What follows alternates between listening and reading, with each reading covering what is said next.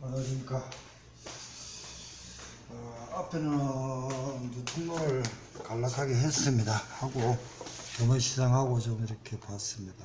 지금 이제 2차 기출을 해서 오타를 잡다가 지금 보완을 했습니다. 요번에 이제 534회입니다. 534회고 이 통로는 2회를 나갑니다. 2회를 나가는데 기존의 그 페이지는 343페이지고요. 새로 페이지는 377페이지입니다. 이건 오타를 잡으면서 좀 보완하면서 해설을 한 70페이지가 더 올라갔습니다. 그래서 지금 어떻게 할까 자 고민 중이고 있고요. 그래서 지금 이게 계속 보완을 하는 겁니다. 다시 한번 들어갑니다.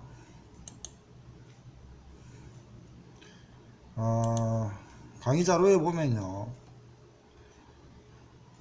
어디 갔노? 강의 자료에 가면은, 금방 여기 뭡니까? 541에 이거는 올렸습니다, 이걸 지금 3회 법령 올렸습니다. 예, 빠지게 있어가지고 다 아까 전에 커버를 했고. 3회 사회를 해가지고 1차 기출 해설서 법령을 다 정리해 올렸으니까 반드시 보시는 책하고 그렇게 해가지고 하시기 바랍니다. 오프라인 듣는 분들이야 또 이렇게 거기서 질문하면 되지만 아닌 분들은 또 그거 하자는 거죠. 앞에도 마찬가지입니다. 이거 한번 보겠습니다. 수산물 유통 구조 및 시장 구조가 지금 들어갔습니다. 이게 한 30-40페이지 들어가다 보니까, 그리고 수산물 성질에 대해서도 들어가고 이러다 보니까 지금 한 70-80페이지가 늘었습니다. 1차 기출은 이거 보완을 했습니다. 이 책에 올려놓은 이유가 먼저 사신 분들이 이거 보시라고 지금 올려놓은 겁니다. 수산물 유통 구조의 시장 형태가 해수부 4단계 정책, 기존 6단계, 그리고 나서 비계통의 6단계. 아까 전에 비계통 보면은 객주 회사 있고 이런 얘기가 있었죠. 아까 전에 여기 보면은 기존 거래 비계통 객주, 생산자 객주 유사 도매 시장으로 흘러가는 거. 그리고 나서 지금 기존 6단계 보면은 원양어선 작년에 2회 기출이었습니다. 4회 2차. 원양선사에서 전문무역예산하는 게 도입됐고요. 소비지 도매시장, 도매상, 소매상, 소비자.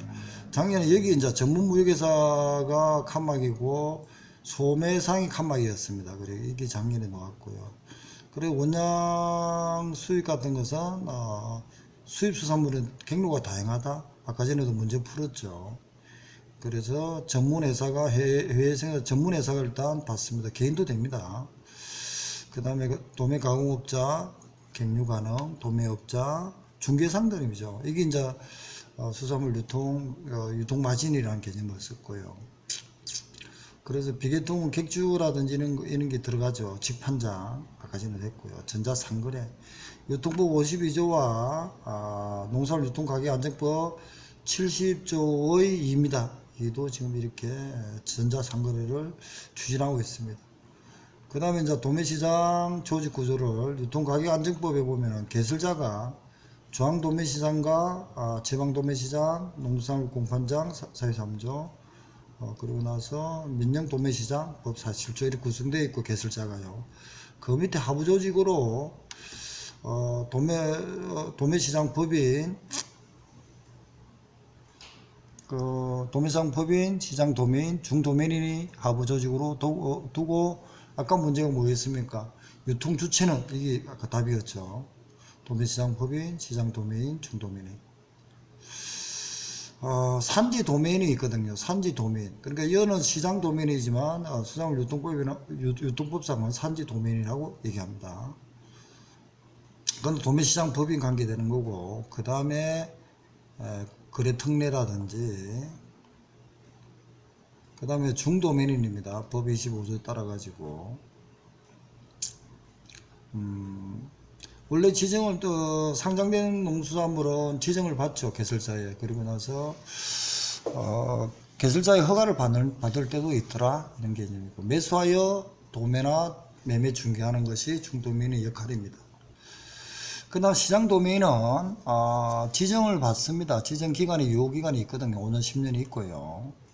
매수 위탁받아 도매한다 이렇게 되어 있고요. 그 다음에 이제 그 안에 그 하부 유통주체 밑에 경매사들이 있죠. 시장 도매 법인은 경매사를 적정하게 2인 이상을 둔다 이렇게가 있었고요. 그러고 나서 그 시장 도매 법인이 임명을 하죠. 임명을 하지만 임명한 날로부터 30일 이내에 개설자에게 신고합니다. 그리고 물론 경매사는 경매 순위 결정, 가격 평가, 경락자 결정을 합니다. 우리 이제 수품사하고도 업무로 이렇게 해가지고 답을 요구한 게 있었죠. 그 다음 매매 참가인입니다. 신고를 하고요. 개설자에 신고를 합니다. 산지 유통인 개설자에 등록합니다. 물론 산지 유통인의 등록 예외가 시행규칙 45조가 있습니다. 여기네요. 그 다음에 출하자도 신고합니다. 법 30조. 그 다음에 종합유통, 농수산물 종합유통센터 이런 게 있었고, 유사도매시장 법 64조입니다. 법 64조에 시도지사가 지정합니다. 주산지 법 4조. 유통협약, 이거는 법이 몇 조인가요? 10조네요. 법 10조. 그 다음에 수산물 자조금 사업,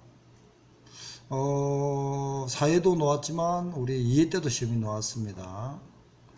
그 다음에 법 49조 산지 판매제도 확립, 농수산물 집화장 이걸 하는 이유가 유통론하고 지금 거의 연계가 돼 있다는 겁니다. 이걸 함으로 해가지고 올해 수산물 유통법에도 들어가 있는 법, 그리고 농수산물 유통 가격안정법의 법 1차 네 문제, 수산물 유통법 세 문제, 그리고 나서 유통론에 한 5문제, 10문제까지 베이스를 깔고 풀 수 있습니다. 그럼 객관식만 하더라도 거의 한 20문제를 커버되는 정리입니다. 그리고 2차에서도 역시 정리가 되고요. 그 다음에 이제 수탁 판매 원칙 법 33조, 32조도 있고 뭐 그렇네요. 매매 방법. 경매 입찰 정가 매매 수의 계약 있죠. 입찰 방법은 경매 입찰은 최고 가격제, 출하자 서면을 하실 때는 그 가격 미명은 안 된다. 경매 입찰은 전자식도 가능하다. 거래의 특례는 거래 특례, 그리고 전자식 경매 입찰 예외. 그 다음에 거래의 특례, 시장 도매시장 법인이 중도매 매매 참가인 외자에게 또는 시장 도매인은 도매시장 법인 중도민에게 팔 수 있는 예외가 있더라 이런 얘기가 있고요. 출하자 대금 결제, 그리고 전부를 출하자에게 결제를 해야죠. 간접적으로 합니다. 원칙으로는. 대금 결제의 절차는 서류를 만들겠죠. 그리고 그 개설자 창구에서 돈을 받습니다. 근데 직접 그 대금 결제하는 경향도 있고요. 근데 포준 손풍장이 있고요. 판매 원포가 있습니다. 경매하고 시장 도매인에서는 경매에서는 경매사 이름이 들어가겠지만 시장 도매인은 그 경매사 이름은 안 들어가겠죠. 판매 원포에는. 근데 포준 정산서에는 이런 포함이 되어야 되는데 이런 경매에 관계되는 포준 원포, 시장 도면에 사용하는 판매 원포와 포준 정산서는 다르겠죠. 내용이. 그걸 기출이 나왔습니다. 그래서 포준 정산서에 포함되는 사항 아닌 것, 경매사 이름, 이게 이제 답이었습니다. 그리고 이제 시행규칙하고 법에 보면요, 42조와 관계되면 사용료 수수료가 있습니다. 도매시장 사용료 2개가 있고, 위탁, 중개, 정산 수수료. 물론 수산부로는 60이죠. 전산은 30입니다. 그러고 나서 그 정액으로 하고는 70만원, 거래금별은 1친분의 4다. 그리고 산지유통센터. 이런 게 아까 산지유통센터 같은 것이 간접적으로 그 산지시장을 지원하는 죠. 산지 소매상 같은 거 지원하는 방법 등일 겁니다. 가진금 도매시장 법인은 1억 원 알로, 중도면은 1천만원 이하의 가진금 부과할 수 있고요. 청문도 가능합니다. 그 다음에 이제 허가라든지 승인 취소할 때는 청문을 해야겠죠. 그렇게 생각하시면 되고, 중도면인의 등록 취소도 청문을 합니다. 산지 유통인의 등록 취소, 중도면의 허가 취소, 도매시장 법인의 지정 취소, 승인 취소 이런 것도 청문을 합니다. 덕이니까 다양하게 누구 들어갈지는 좀 고민해. 승인 하여튼 제가 82조를 보기로 했는데 못 봤네요. 다시 보겠습니다. 수산물 유통관리 지원에 관한 법률상 수산물 유통법이죠. 수산물 산지 위판장이 있습니다. 군수 구춘장한테 허가를 받습니다. 위판장. 그리고 허가받기 전에 3개월 전에 공고해야 됩니다. 그리고 폐쇄할 때는 6개월 전에 합니다. 폐쇄 세자도 틀렸습니다. 이거 오타고 잡았습니다. 이거는. 매매 방법은 수탁 판매 여해가 있고요. 매매 방법이 앞에 하고 비슷합니다.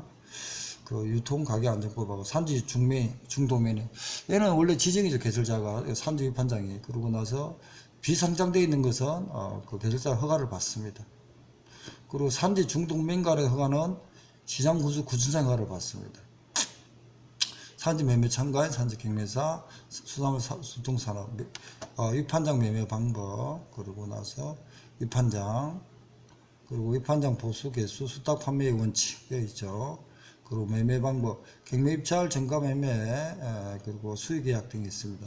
수탁 판매의 예외 수탁 거부 사유 그 다음에 위판장 매매 여기 이제 선치 매매가 그 포정계약 수산물에 대해서는 포정계약이 있고 수산물에 대해서는 선치 매매가 있습니다. 그리고 농산물에 대해서는 농림축산부 장관이 비축할 수 있죠. 근데 수산물은 여기에서 비축이 됩니다. 그 수산물 유통법에서 비축합니다. 그다음에 전자식 경매 이외에 수수료 구칙, 중개 수수료는 40, 거래 금액의 1,000분의 60, 1억제 요기간이 있고요. 그 다음에 등록대상 면제가 있고 이런 식으로 해가지고 그거 합니다. 지금 이걸 함으로 해가지고 그 시장 구조와 도매 시장 구조죠. 유통법을 구분을 정리가 돼야 유통론을 들어갑니다. 들어가 보겠습니다. 이해입니다. 공동판매입니다. 공동판매라는 개념은 앞에도 지금 이럴 때도 있었죠. 수입을 통해서 공동판매로 교수들이 보는 게 있거든요. 근데 수입이 비교통이라도 가능하다고 저는 생각하는데 농수산물 유통가격안정법 유통협약, 유통명령에 관계돼 가지고 공동판매로 잡았습니다. 일단 그래서 옳은 것이니까 비용을 절감하면 되겠죠. 공동판매니까 생산은 공동으로 하는 게 아닙니다. 그게 이래 되고요. 공동선별이 공동계산보다 발달된 형태다. 먼저 계산을 먼저 하겠네요. 하고 나서 선별하겠네. 계산? 물건을 갖다 주고 공동으로 물건을 갖다 주면 거기서 팀장이라든지 팀장이 다 모아서 벌써 계산을 공동 계산, 공동 선별 이거 일본은 잘 모르겠습니다. 일단 그렇지만 이론적으로 생각하면 공동 계산이 너무 빠르지 않겠냐. 그리고 선별은 개별로 해왔으니까 어떤 그런 개념으로 좀 봐야 안 되겠나 생각합니다. 공동 계산보다 공동 선별이 왜냐면은 그 계산은 들어오면은 얼마 계산해 줄지만 선별은 크기가 다르게 또 공동으로 해가지고 가격이 다르겠죠. 그러면 선별은 좀 더 진보된 형태지 않겠나 이런 개념으로 좀 답을 요구했는데 굉장히 좀 머리가 좀 아픈 질문 같습니다. 그러니까 저도 고민을 좀 해보겠습니다. 그 다음에 이제 산지 위판장을 통해서만 틀리겠죠. 공동판매는 뭐 이건 맞잖아요. 그러니까 교수들은 이제 수협을 통한 산지 위판장을 공동판매로 이렇게 이론을 끊는데 비개통도 가능하다 이런 식으로 저는 보고 있고요. 유통업장 간 판매 시기와 장소를 조정하는다. 생산자 간 공동판매 이렇게 개념을 봐야 안 되겠습니까? 공동판매라는 것은 그 생산자 간에 협력을 해가지고 비용을 줄이겠다 이런 개념으로 보거든요. 그러니까 유통업자는 중간 상인들이니까 그 공동판매를 하다 보면 유통업자도 개입을 그 중간 상인을 개입을 못하게 되어 있습니다. 개입을 못하고 그런 거 가지고 이제 그 공동으로 대응을 하니까 개별적인 어떤 생산자한테 개입을 안 하다 보니까 좀 이렇게 힘이 가해진다. 그리고 또 부정도 없어진다. 이런 개념을 앞에 이럴 때 있었습니다. 이럴 때 찾아보시기 바랍니다. 이럴 때 한번 볼까요? 진도 또 많이. 이럴 때 보면 제가 지금 그 공동 판매에 대해서 지금 정리가 올려놓은 게 있었거든요. 한번 보세요. 여기 한번 보세요. 공동판매로 중간 상인이 업자 개인에게 접근 등 하지 않으므로 분쟁 방지도 가능하다 이렇게 올려놨잖아요. 또 이렇게 대학 교수들도 보는 시각이 이렇게 보고 있더라고요. 그래, 이거는 이제 수협등나 저는 이제 등을 했거든요. 그거는 이제 대학 교수들은 수협을 통한 공동판매라는 제도만 올려놨습니다. 그래서 이제 공동판매라 비공동자가 아닌 불부한 어업물, 업인데 또 비어 빠졌네요. 어업물을 쉽게 찾아짐으로 결국은 공동이익에 도움이 된다 등이 공동판매 기능이면서 이점이다 이렇게 되어 있습니다. 아, 오타는 참 진짜 스트레스를 많이 받습니다. 벌써 이제 그거 하고요. 앞에 이제 이럴 때 문제를 해석 보시고요. 그 다음에 이제 태풍 적적 고수는 자리에서는 물리적으로 이렇게 변하는 것은 보험을 드러났죠. 재보험, 1항차 보험 이런 것도 다 드러났습니다. 그러고 나서 인보험도 드러났고요. 뭐 이렇게 나옵니다. 그래서 이제 유통협약을 지금 유통법 가격 10조, 유통가격안정법 10조에 대해 유통협약 명령이 있고요. 해물거래 계약재배는 이거 있네요. 계약재배라는 것은 농산물 유통가격법 52조는 포정계약 농산물만 쓰거든요. 수산물 유통법 제19조 시행규칙 15조는 선지매매 아까 있었죠. 수치계약이라고 합니다. 그러니까 계약재배 같은 것은 용어도 좀 농산물은 포전 수산물은 선치계약 이렇게 개념을 좀 다르고 법도 다릅니다. 그거 좀 읽어보시고. 경매제도의 장점이 아닌 것은 자 보세요. 거래 투명하죠. 경매사. 농산물 유통가격안정법 27조가 있고요. 수산물 유통법 19조가 경매가 있습니다. 투명하고 거래 안전이 확보되죠. 왜 경매사라는 어떤 국가 자격증 따고 하는 사람들이니까. 그러고 나서 공정을 또 올릴 수 있겠죠. 아까 전에 이제 경매사 할 때는 경매사 이름도 들어가죠. 포전원포인가. 가격 변동을 줄이는 거는 별개죠. 왜냐하면 경매사는 수확 후에 수품사가 등급을 매기고 나서 경매를 하잖아요. 그래서 이 사람은 수요 공급을 조절할 수 있는 제도 시스템은 아닙니다. 그 역할을 하는 게 아니고 경매는 상장된 것을 가격 평가를 하고 경락자 결정하는 거죠. 그런데 수산물 상거래입니다. 옳은 것은. 전자상거래 같은 거는 유통법에는 52조지만 농산물 유통가격안정법은 7조 이하에 있습니다.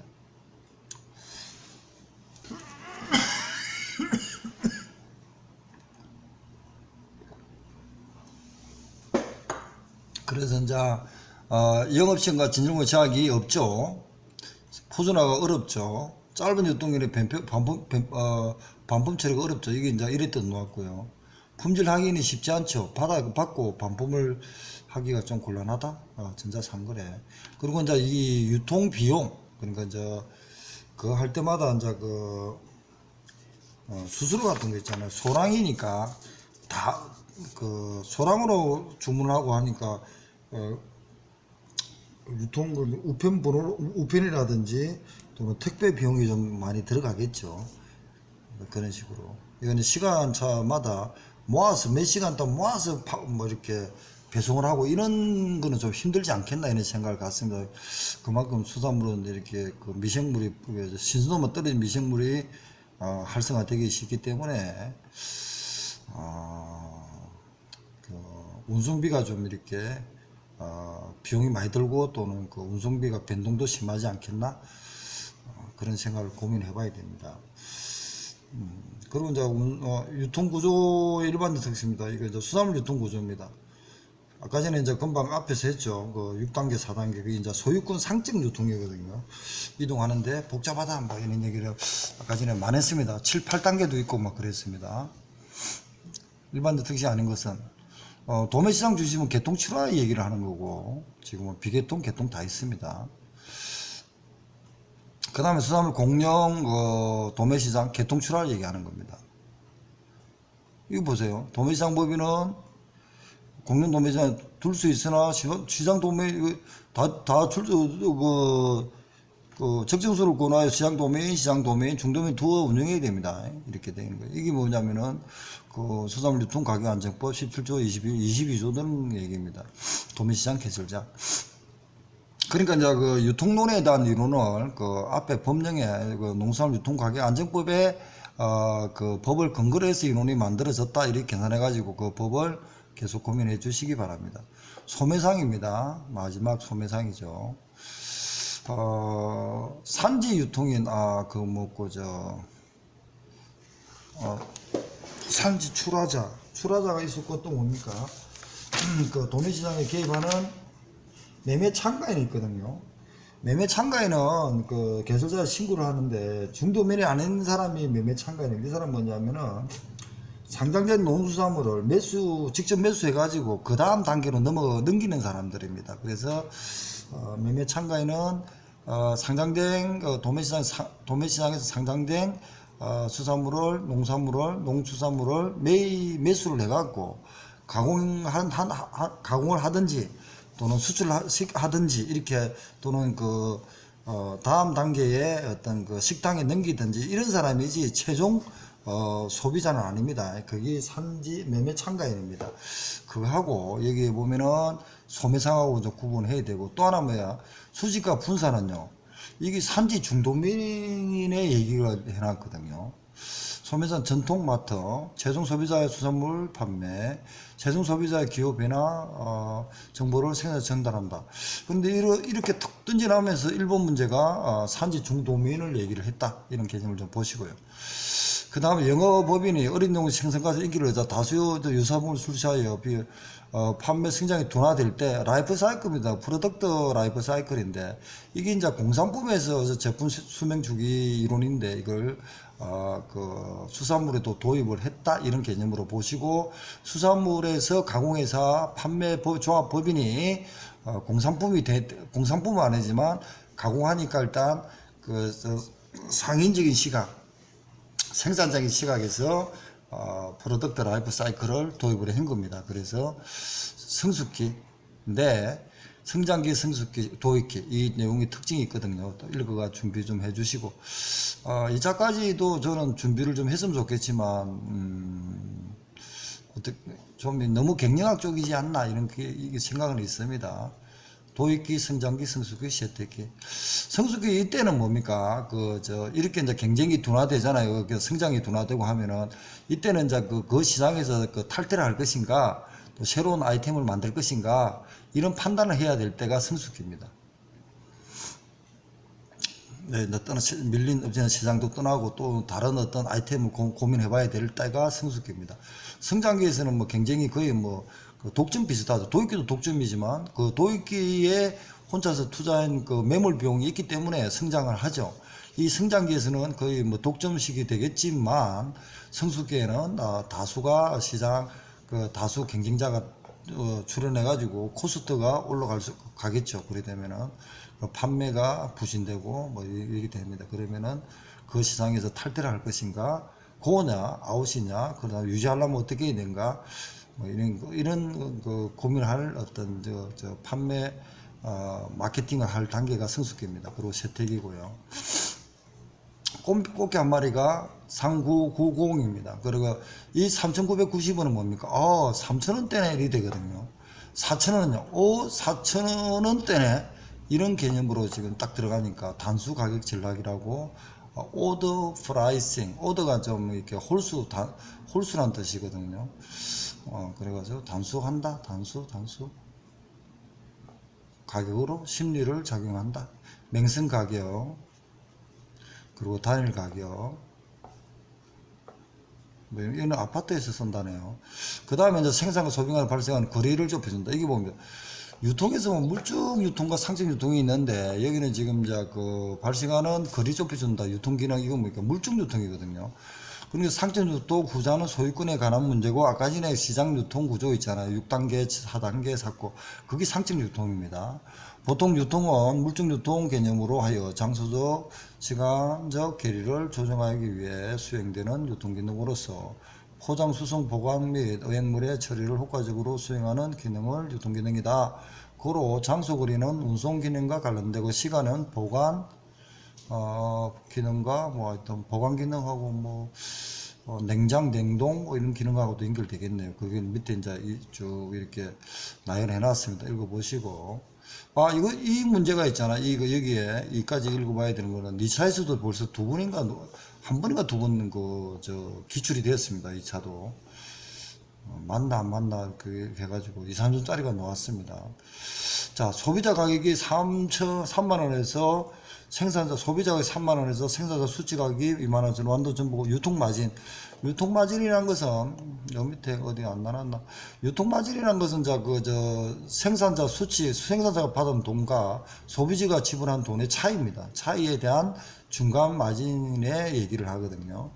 거기 이제 보면은 이렇게 이제 1번 같이 계산하는 것도 있지만 2번 마진율은 생산자 소비자 지불 금액에서 생산자 소비자 지불 금액에서 분의 소비자 지불 금액 마이너스 생산 출하 금액 이렇게도 계산해 놓을 겁니다. 한번 해 보시기 바랍니다. 그래서 이거는 이제 가격 탄력성입니다. 이거는 이제 경제학으로 들어갔거든요. 여기 보면 해석들을 한번 해가지고 한번 정리해 보시기 바랍니다. 그 다음에 이제 유통마진, 구성 요소가 아닌 거는 수산물 유통이니까 중간에 관계되는 거죠. 직접 간접 비용이 있다 이거죠. 그런 이제 생산자와 소비자 사이의 중간에 있는 그 상인들의 유통마진 구성 요소. 생산자는 초기죠, 그죠? 초기. 그 다음에 중간, 그 다음에 소비자 이런 식으로 구분했습니다. 유통정보를 전달하는 매체는 Radio Frequency Identification 이거든요. 배는 부가지망이고요. EDI는 전자 데이터 인터체인지고요.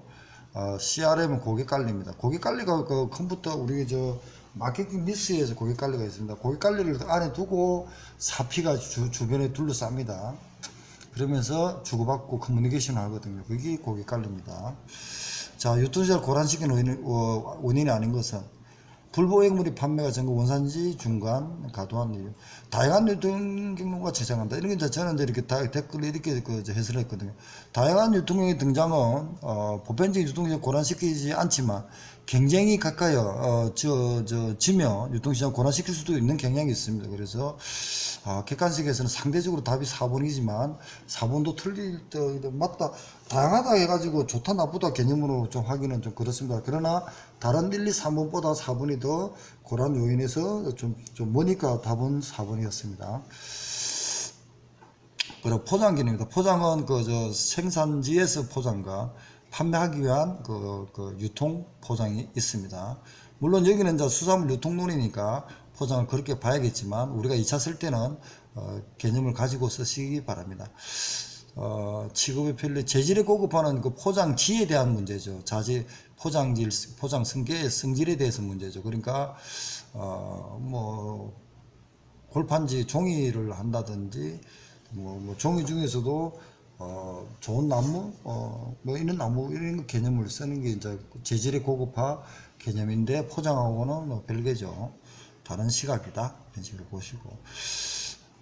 이제 수확 단계의 포장과 판매 단계 포장으로 있다. 우리는 이제 유통이니까 유통 단계의 포장이다. 이렇게 기능을 보고 합니다.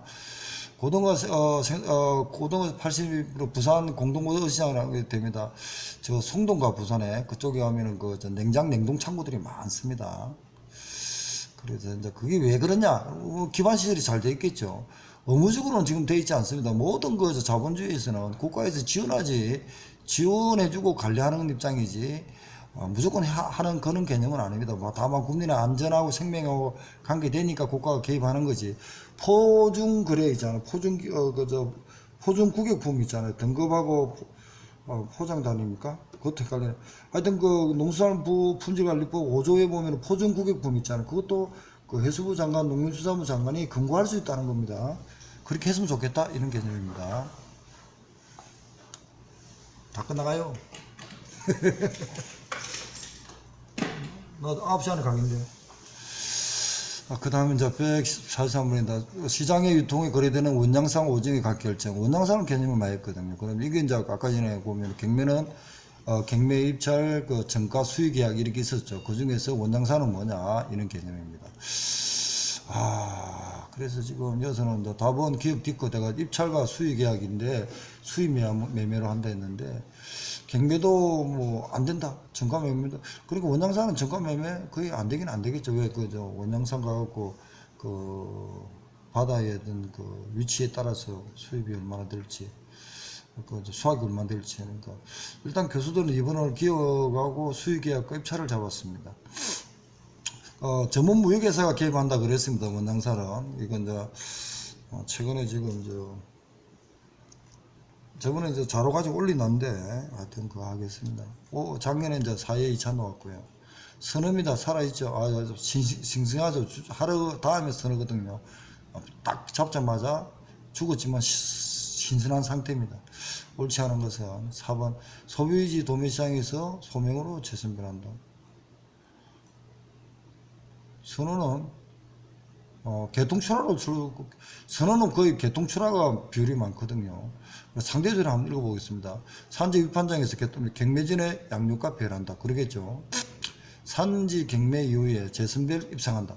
그것은 이제 중간 상위로 가기 위해서 가는 거죠. 산지 입상 과정에서 선어용으로 스티로폼 상자, 냉동용으로 골판 산다 입상한다. 소비지 도매시장에서 소명으로 재선별할 필요 없고, 소비지 도매시장은 벌써 선별이 되어 왔죠, 그죠? 그래서 거기서는 소명으로 그냥 구분해가지고 팔면 되네요. 말을 조금 저도 좀 이해가 좀 안 가기는 안 갑니다. 그래서 소비지 여기 있거든요. 소비지 도매시장을 통하여 재래, 소매, 식당 등으로 판매되어 최종 소비자가 구입을 하는데 최근에 대형마트나 백화점 등 산지와 직거래를 하게 되어 소비지 도매시장 그 시장과 직접 가는 추세다. 상대적으로 4번 갔는데 명쾌하게 머리는 돌아가지 않네요. 145입니다. 냉동식품입니다. 수산물입니다. 냉동은 그 원양산이죠. 여기 보면 보관을 통해 수산물 품질한다. 보관을 그 냉동을 해버리면요. 일단 수산물 품질은 유지하는 게 최상입니다. 근데 유지하는 그 최상이고, 또 냉동을 할 때 보면은 그 수분이 기압니까? 수분이 이제 날아가 버리죠. 성화돼 버리죠. 고체에서 바로 그냥 기체로 날아가죠. 그러다 보면은 그 수산물 표면에 그 다공질이 생겨가지고 냉동 화상도 입을 수 있죠. 또 그런 문제. 여러 가지 있기 때문에 그 수산물의 어떤 품질은 저하됩니다. 최소한 유지만 제일 잘합니다. 그래서 교수들이 TTT 곡선이라 해가지고 냉동 온도, 냉동 기간하고 품원의 그 품질의 변화에 따라서 TTT 곡선을 도입해 가지고 활용하고 있습니다. 올해 2차 예상을 하셔야 됩니다. TTT 곡선에 대해서는. 물론 TTT 곡선은 수문 활성도 AW와도 관계돼 가지고 등원 등섭 방출 곡선하고도 연계가 되고, 그러고 나서 냉동 시간하고 수산물의 품질 변화하고 관계가 되는